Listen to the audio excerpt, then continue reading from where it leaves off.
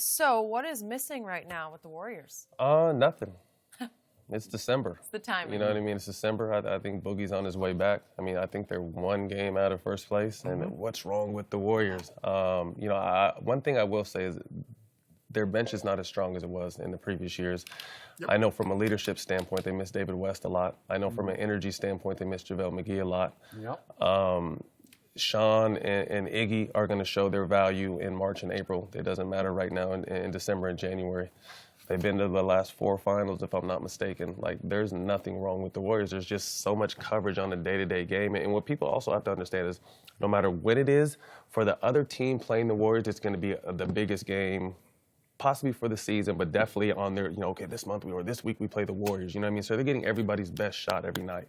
This is the marathon, you know what I mean? One game out of first in December, in early or mid-December, there's nothing wrong with the Warriors.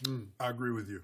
Their bench got outscored last night 39-17, and what used to be a strong suit is now a weak point for the Golden State Warriors. Normally when they bring Iggy, they bring Livingston, Quinn Cook, who they acquired last year, that shock troop there, whatever the lead was when the starters left, it was at least the same when they came back, or it was increased upon. And that's what you want. And now, if they're when they starters leave, they're buying time now. Exactly.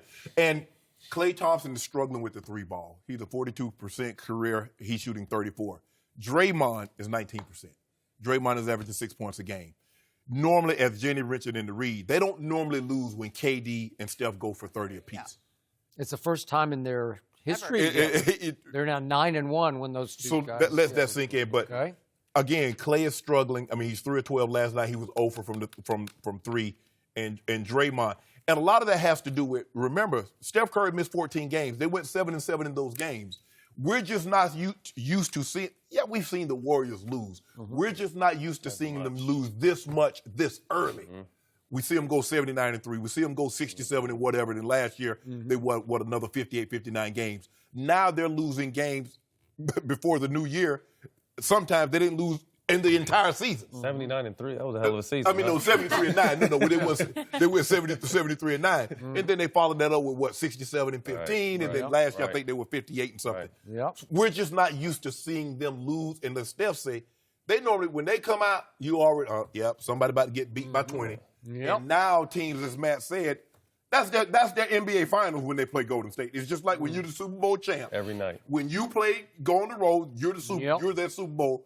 You're their measuring stick, because the coach can say, look, that team got KD, they got Steph, and they won the NBA Finals, and we beat them. So that just tells you how good we can be. You're really not that good. They had an off night. Stop it.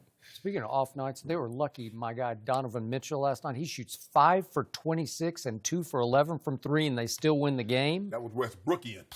Very Westbrookian. But Utah is just a tough place to go into a play. You know what I mean? That's definitely a 6-man advantage there. That it's one of those rare places that's tough. But like I said, it's their pace, they grind you down. Right, it's December. It's December. So you mentioned the nuclear weapon that's somewhere back and working out on his own, and that's DeMarcus Cousins. And I have no idea if and how he's going to fit into the Warrior way. I think he can, because he's capable. He can really dish it when he feels like it, but he's not used to playing this style of basketball. So what happens when they try to fit him into their rotation? It's going to be very interesting, especially coming off the injury he came off. I know he's rehabbing and doing what he's supposed to do, but the pace, he hasn't played with the pace like this coming off that injury. And finding he's never played with a pace like this. Yeah, that's what I'm saying, but especially coming off an injury. Right.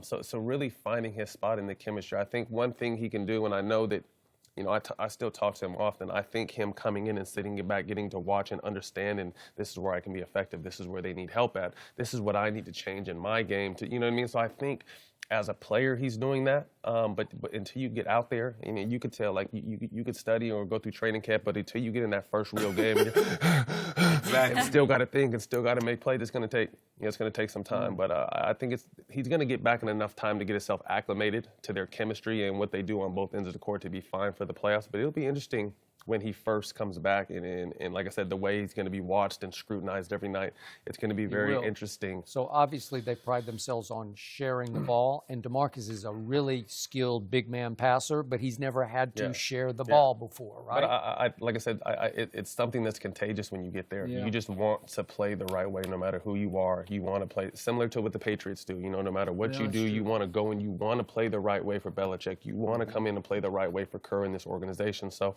I don't see him trying to break how, like, I know I need to score 35 and 18. He knows he doesn't need.